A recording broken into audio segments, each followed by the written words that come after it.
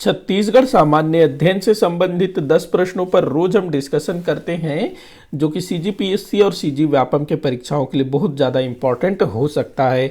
सीधे हम लोग क्वेश्चन पर चलते हैं। तो पहला क्वेश्चन दिया हुआ है, निम्न कथनों पर विचार करने को बोल रहा है।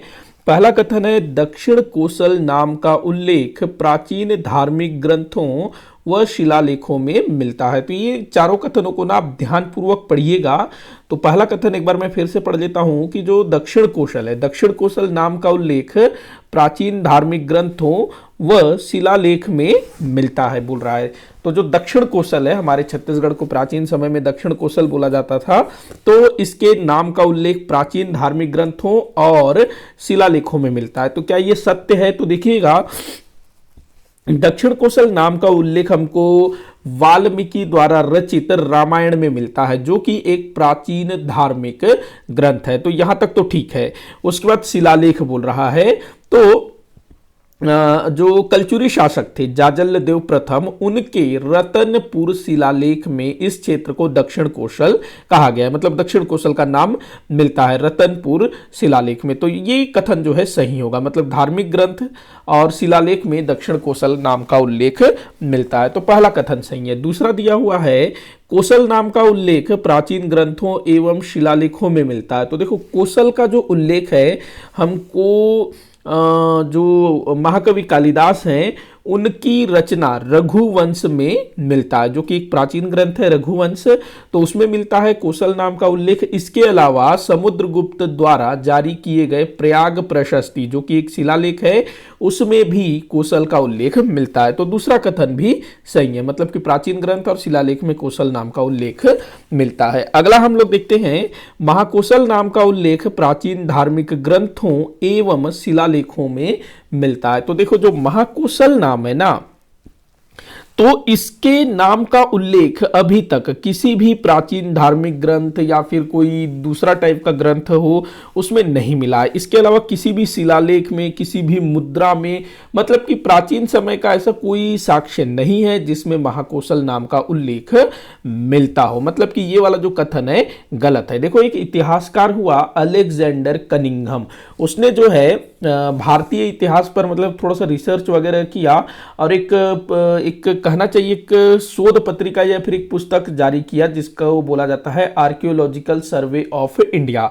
तो इस आर्कियोलॉजिकल सर्वे ऑफ इंडिया में अलेक्जेंडर कनिंघम ने इस क्षेत्र को महाकोसल नाम से उल्लेखित किया। देखो, कोसल नाम था, उसके आगे इसने महा लगा दिया ताकि थोड़ा सा अच्छा फील आए कुछ उसका मतलब क्या सोच रहा होगा। तो कोसल के आगे उसने महा लगा दिया। तो महाकोसल नाम का उल्लेख किसी भी प्राचीन धार्मिक ग्रंथ में या किसी दूसरे ग्रंथ में, किसी शिलालेख में, किसी मुद्रा में कहीं पर भी नहीं मिलता है। किसी ताम्रपत्र वगैरह में भी नहीं मिला है अभी तक। तो ये गलत हो जाएगा। उसके बाद दिया है, छत्तीसगढ़ नाम का उल्लेख प्राचीन धार्मिक ग्रंथों एवं शिलालेखों में मिलता है। तो देखो, जो छत्तीसगढ़ नाम का जो उल्लेख है, ये जो है ना, छत्तीसगढ़ नाम का जो जिक्र है, ये मध्यकाल में देखने को मिलता है। 1494 में जो खैरागढ़ के कवि थे दलराम राव, उन्होंने पहली बार छत्तीसगढ़ शब्द का प्रयोग किया था।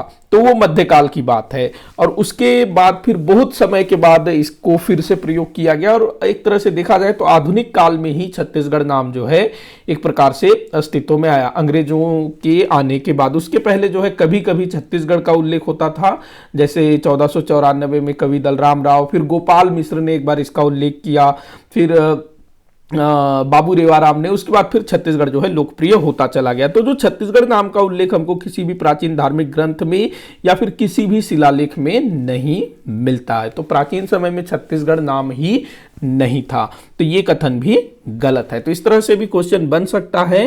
तो पहला और दूसरा सही है, तीसरा और चौथा गलत है। तो ऑप्शन आप लोग देखिएगा, कथन पहला बोल रहा है कि कथन 1 एवं 2 सही है। तो ठीक है, कथन 1 और 2 सही है, लेकिन कथन 3 और 4 गलत है। तो यही आपका आंसर होगा, बाकी आप पढ़ लीजिएगा। तो अ जो है यहां पर सही होगा। एक बार फिर से आप लोग देखिएगा, इसको कभी पूछा जा सकता है इस टाइप का क्वेश्चन। अगला क्वेश्चन देखते हैं, सुमेलित करने को बोल रहा है दरभा घाटी एक तरफ घाटियां दिया हुआ है, दूसरी तरफ जिला। तो दरभा घाटी कहाँ पर है भाई? ये बस्तर जिले में है दरभा घाटी। झीरम घाटी ये सुकमा जिले में है, जहाँ पर नक्सली हमला हुआ था ना 25 मई 2013 को, और कांग्रेस के बड़े बड़े नेता उसमें मारे गए थे। खुरसेल घाटी ये नारायणपुर में है। केसकाल घाटी कोंडागांव में। केसकाल बड़ा प्रसिद्ध है ना, केसकाल घाटी। तो आपका आंसर हो जाएगा 1 3 2 4। 1 3 2 4 आपका उत्तर होगा। 1 3 2 4 ये। अगला क्वेश्चन देखते हैं, किस प्रकार की मिट्टी में चूना की अधिकता होती है? तो चूना की अधिकता किस में होती है भाई? लाल पीली मिट्टी में। लाल पीली मिट्टी को हमारे छत्तीसगढ़ में क्या बोलते हैं? वही इसका आंसर होगा। तो ये बोला जाता है मटासी। तो इसमें जो है चूना की मात्रा अधिक होती है। कन्हार जो है काली मिट्टी को बोला जाता है। कन्हार किसको बोलते हैं? काली मिट्टी को बोला जाता है। और जो भाटा है ये लेटेराइट मिट्टी को बोला जाता है। टिकरा जो है लाल बलुई मिट्टी को कहा जाता है। तो मिट्टियों के स्थानीय नाम अक्सर पूछा जाता है। अगला क्वेश्चन दिया है, स्कंद पुराण में महानदी का उल्लेख किस नाम से मिलता है? स्कंद पुराण में देखो, ये जो नीलोत्पला है ना, ये वायु पुराण में कहा गया है महानदी को। वायु पुराण में महानदी को नीलोत्पला कहा गया है, और स्कंद पुराण में बोला गया है क्या? चित्रोत्पला। मंदाकिनी मेरे ख्याल से इंद्रावती का प्राचीन नाम है। हाँ, मंदाकिनी जो है इंद्रावती का प्राचीन नाम है। आप लोग एक बार देख के मुझे कंफर्म करिएगा। तो उसके बाद महानदी तो वर्तमान नाम है। तो चित्रोत्पला स्कंद पुराण में कहा गया है, वायु पुराण में नीलोत्पला कहा गया है महानदी को। अगला क्वेश्चन है, इंद्रावती नदी की सबसे बड़ी सहायक नदी कौन सी है? तो भाई कोटरी इसकी सबसे बड़ी सहायक नदी है। कोटरी जो कि राजनांदगांव जिले के दक्षिणी भाग से निकलती है। तो ये जो है इंद्रावती की सबसे बड़ी सहायक नदी है। सबरी जो है ना सीधे गोदावरी की सहायक नदी है। नारंगी, गुडरा ये दोनों जो हैं इंद्रावती की सहायक नदियां हैं। अगला क्वेश्चन दिया हुआ है, किस जलप्रपात में किंवदंती अनुसार एक रानी ने आत्महत्या की थी? तो ये है भाई रानी दाह, जो कि जसपुर जिले में है। रानी दाह, यहाँ पर ना किसी रानी ने आत्मदाह किया था, इसी कारण इसको जो है रानी दाह जलप्रपात कहते हैं। ये जो रानी दरहा है ये सुकमा जिले में है।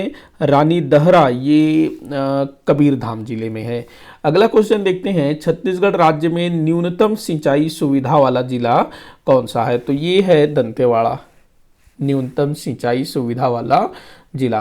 अगला क्वेश्चन दिया हुआ है, राज्य का सबसे पुराना पशु बाजार स्थित है? तो ये रतनपुर में स्थित है, और अभी वर्तमान समय में शायद ये जो भैंसा थान जो अपना रायपुर में है वो वर्तमान में सबसे बड़ा है, लेकिन सबसे पुराना जो है रतनपुर।